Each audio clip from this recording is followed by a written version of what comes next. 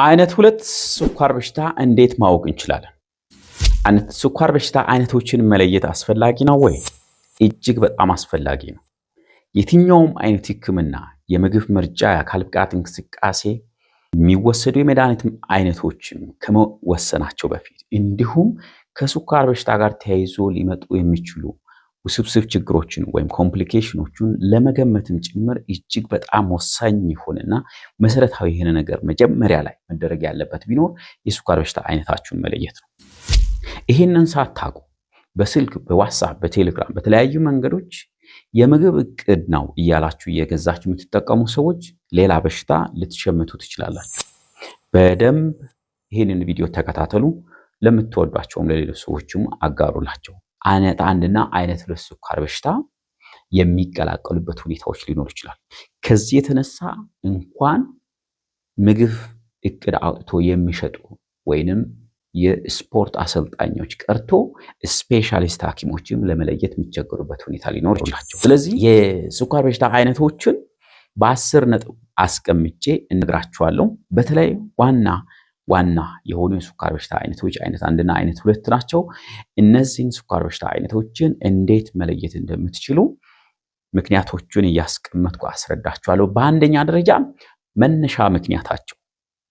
አይነት 1 ስኳር በሽታ መነሻ ዋና ምክንያት በሰውነታችን ውስጥ የስኳር መጠን የሚቆጣጠር ኢንሱሊን የተባለ ሆርሞን የሚያመነጩ ፓንክሬስ ውስጥ የሚገኙ ቤታ ሴል መውደም ነው። ማን ነው የሚያወድማቸው? የራሳችን ሲስተም ነው የሚያወድመው። ኢሚዩን ሲስተም ወይም ሰውነታችን በሽታ የመከላከል አቅም አንዳንድ ጊዜ የራሱን ወገን መልሶ የማጥቃት ሂደት አለ። ይሄ ኦቶ ኢሚዩን ዲስትራክሽን ይባላል። ኦቶ ኢሚዩን ዲዚዝ በሕክምና ከፍተኛ መጠን ሽፋን ያሉ ጤና ችግሮችን የሚያስከትል ራሱን የቻለ የበሽታ ምድብ ነው። ኦቶ ኢሚዩን ዲስትራክሽን የምንለው ቤታ ሴሎችን ለይቶ በሚያጠቃበት ጊዜ ቤታ ሴል መጠናቸው ከተወሰነ ፐርሰንት እያነሰ በሚሄድበት ጊዜ ሰውነት ኢንሱሊን በማጣት ስኳርን ወደ ሰውነት ውስጥ ማስገባት ሲሳነው የደም ስኳር መጠን ከፍ ብሎ ይመጣል።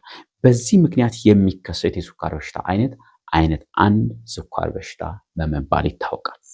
አይነት 2 ስኳር በሽታ መነሻ ምክንያት በቂ የሆነ ኢንሱሊን ሰውነት ውስጥ አንዳንድ ጊዜ መጀመሪያ አካባቢ ከበቂም በላይ ኢንሱሊን ሰውነት ውስጥ እያለ ሰውነት ግን ለኢንሱሊን ባለመታዘዙ ምክንያት ወይንም ኢንሱሊን ግሉኮሱን ከደም ውስጥ ወደ ሴሎች ውስጥ ማስገባት ባለመቻሉ ምክንያት የሚመጣ የስኳር በሽታ አይነት ነው። በአይነት 2 ስኳር በሽታ የኢንሱሊን መጠን ጤናማ ሊሆን ይችላል፣ ከመጠን በላይም ከፍ ያለ ሊሆን ይችላል፣ ወይም ያነሰም ሊሆን ይችላል። ለአይነት 2 ስኳር በሽታ መነሻ ምክንያት ብዙ ጊዜ ከፍተኛ የሆነ የሰውነት ክብደት መጨመር፣ የምግብ ምርጫና የአመጋገብ ስህተት፣ የአካል ብቃት እንቅስቃሴ አዘውትሮ አለመስራት ከነዚህ ጋር የተያዘ ነው። ወይም ለረጅም ጊዜ ቆየ ጭንቀት፣ የእንቅልፍ ስርዓት መዛባት ሁኔታዎች በሽታውን ሊቀሰቅሱና ሊያባብሱ የሚችሉ መንገዶች ናቸው። ሁለተኛው በሽታው የሚጀምርበት የዕድሜ ክልል። አይነት 1 ስኳር በሽታ ብዙ ጊዜ እድሜያቸው ከ30 በሆኑ ሰዎች ላይና በህፃናት ላይ አዘውትሮ የሚታይ በሽታ ነው። ይህ ማለት በአዋቂዎች አይመጣም ማለት አይደለም። አይነት 2 ስኳር በሽታ ለመምጣት በትንሹ ከ10 እስከ 15 ዓመት ሊፈጅ ይችላል። ምክንያቱም ውፍረት መጥቶ የሰውነት ቅባት መጠን ጨምሮ ጡንቻ ውስጥ፣ ጉበት ውስጥ፣ ፓንክሬስ ውስጥ የቅባት መጠን በመከማቸት ቤታ ሴሎች በሚጎዱበት ጊዜ ስለሚመጣ ይሄ ሂደት ነው። በትንሹ ከ10 እስከ 15 ዓመት ይፈጃል። ስለዚህ አንድ ሰው ወፍሮ ውፍረት ሰውነት ላይ ተጽዕኖ ለማምጣት ከ30 ዓመት በላይ ነው የሚሆነው። ስለዚህ አይነት 2 ስኳር በሽታ በአብዛኛው ጊዜ እድሜያቸው ከ30 በላይ በሆኑ ሰዎች ነው የሚታየው። አሁን ግን ህፃናት ከትንሽ ጀምሮ እየወፈሩ በመምጣታቸው ምክንያት በህፃናትም ጭምር መታየት ጀምሯል። ሶስተኛው ምክንያት የኢንሱሊን የማምረት አቅማቸው። አይነት 1 ስኳር በሽታው ኢንሱሊን የማምረት አቅም የተሟጠጠ ነው። ቤታ ሴሎች ስለወደሙ ኢንሱሊን ስለሌለ የኢንሱሊን መጠን አነስተኛ ነው። ስለዚህ ከውጭ ኢንሱሊን መስጠት ግድ ነው የሚሆነው። በአይነት 2 ስኳር በሽታ 3 ሁኔታዎች አሉ። የኢንሱሊን መጠን በመጀመሪያ አካባቢ ከፍተኛ ጊዜ እየጨመረ ሲሄድ ይወርዳል። ዝቅተኛ ሊሆን ይችላል፣ ጤናማ መጠን ሊኖር ይችላል ማለት ነው። አራተኛው አጋላጭ ሁኔታዎች ለአይነት 1 ስኳር በሽታ አጋላጭ ሁኔታዎች ጄኔቲክስ ወይም ዘረመል ሊሆኑ ይችላል። አካባቢ የሚገኙ አንዳንድ ኢንፌክሽን ነገሮች ወይንም አለርጂ የምንላቸው ይሄን ቅድም ያልነውን ኦቶ ኢሚዩን ዲስትራክሽን ስርዓቱን ሊቀሰቅሱ ይችላል። መነሻ ምክንያቶች በአካባቢያችን የሚገኙ ኤንቫይሮንመንታል የሆኑ ትሪገሪንግ ፋክተር የምንላቸው ሊሆኑ ይችላሉ። ለአይነት 2 ስኳር በሽታ አጋላጭ ሁኔታዎች የምግብ ምርጫ ስህተት፣ ከፍተኛ የሰውነት ክብደት መጨመር፣ አካል ብቃት እንቅስቃሴ አዘውትሮ አለመስራት፣ የእንቅልፍ መዛባት፣ ረጅም ጊዜ ቆዩ ጭንቀት ስርዓቶች እነዚህ ተደምሮ ከዘረመል ጋር ከጄኔቲክስ ጋር ተያይዞ ስኳሩን ሊያስከትሉ ይችላሉ።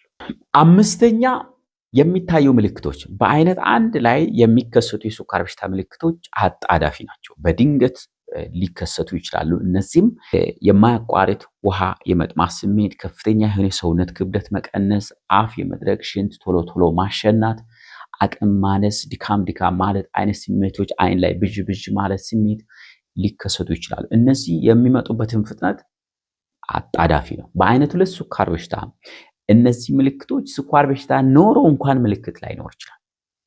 አብዛኞቹ ሰዎች እስከ 50% የሚሆኑ ሰዎች ምልክት ሳይኖራቸው ስኳር ኖሮ በድንገት ሲመረመሩ ስኳሩ ሊገኝ ይችላል።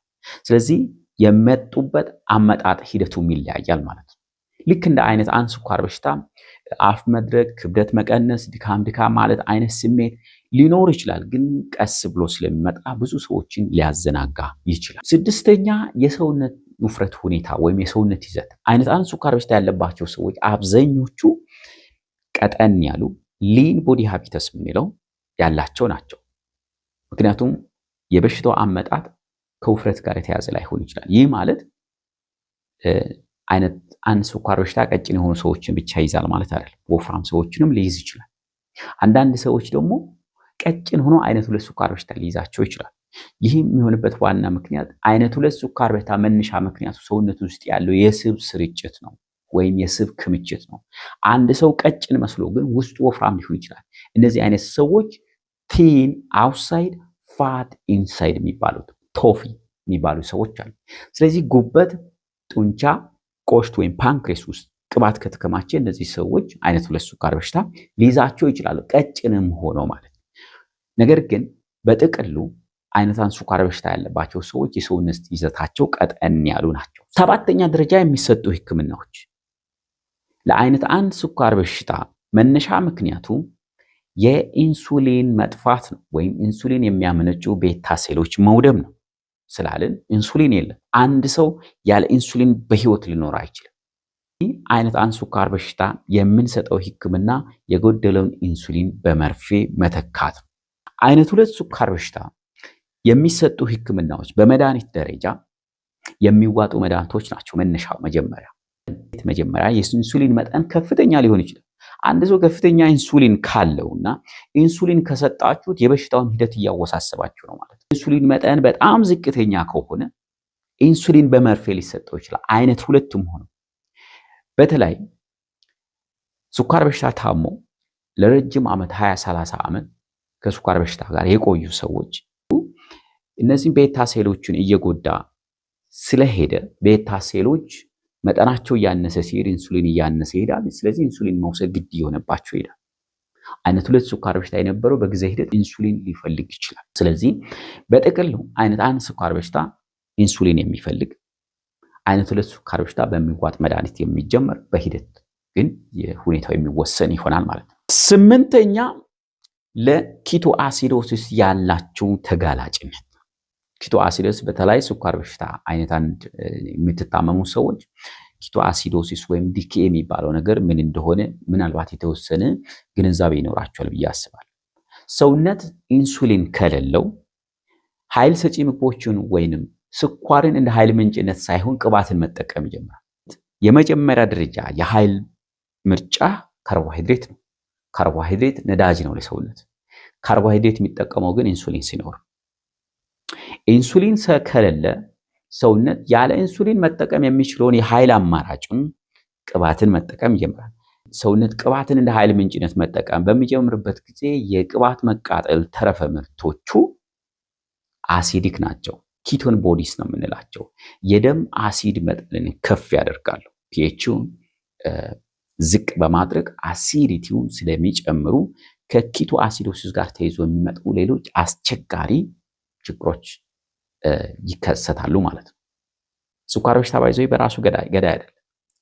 አይነት አንድ ስኳር በሽታ ታማሚዎች በተለይ ዲኬ የሚባል ችግር ሊጋለጡ ይችላሉ። ኢንሱሊን ስለሌላቸው አሲዶሲስ በማምጣት ሊጎዳቸው ይችላል።